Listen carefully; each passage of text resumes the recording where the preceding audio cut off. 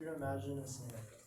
Your boss notices you work hard over the years and assigns a project to you that could define your career. So one day you get an email from your boss asking for the work you've been working on. But it turns out this wasn't your boss, it was an impersonator who just tricked you into giving out crucial company information with a click of a link.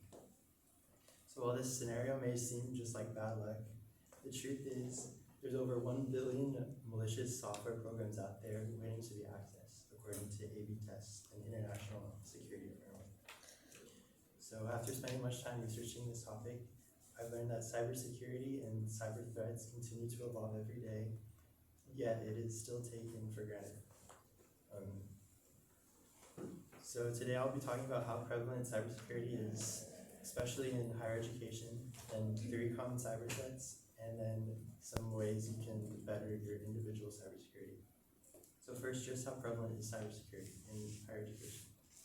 According to Checkpoint Software Technologies, which is a global leader in cyber solutions, the education sector has been the most targeted sector for a few years in a row in most recent years, with 75% increase in cyber attacks since 2021. It hasn't declined since.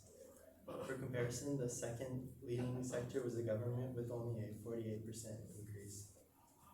There's various reasons for this, such as universities have a high turnover of students and teachers, so this is a huge hotspot for personal information. Secondly, universities tend to have a limited budget, and it's spread out across campus, so IT teams tend to they don't have the resources to act on cutting edge cyber threats. So what are some cyber threats? According to A/B Tests, once again, there are hundreds of thousands of malware being detected every single day, so I'll discuss with you 3 general types. First is phishing. Phishing is typically in an email where the user gets deceived into clicking a link or a file and giving out personal information. The annual Gone Phishing Tournament, which is a phishing simulation event that was sponsored by Microsoft last year, had over 1 million participants. In a results report, 60% of participants had clicked a malicious link and compromised their accounts, the education sector being the highest click rate. Another cyber threat is ransomware, which encrypts data so that it is unusable until a ransom is paid. The software security company Sophos had a survey report with 30,000 company leaders across the globe, with 60% of those in higher education were successfully hit by ransomware. Successful ransomware attacks can have weeks of recovery time, so downtime of resources and research on those campuses can accumulate hundreds of thousands of dollars gone to waste and can be a major inconvenience. For the third cyber threat, SQL injections, which are basically exploiting database vulnerabilities, so it bypasses password protections and accesses personal information.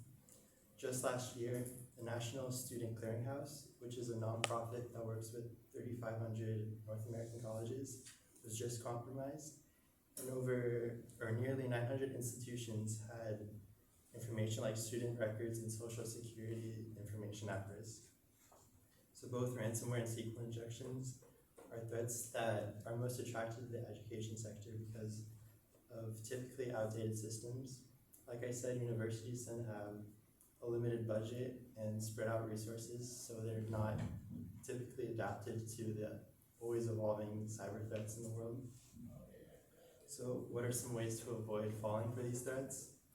Firstly, multi-factor authentication, or MFA, has been one of the most effective practices.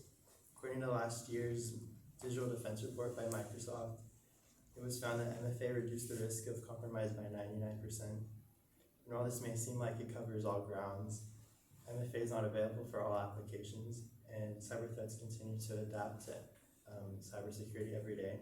So another strong practice is strong password use over all platforms. While using the same password for all platforms may be convenient, it's not the best way to go.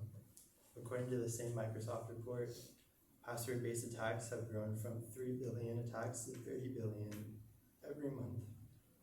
And that brings me to my conclusion. So in summary, cybersecurity continues to be prevalent as technology evolves, especially in higher education, which is one of the most vulnerable sectors. So if you can recall the scenario I brought at the start of the speech, the best way to avoid cyber threats is to stay aware and cautious about what is being accessed online. Being cautious can prevent the effects of cyber threats in the first place and avoid the drastic effects that come with them. Thank you.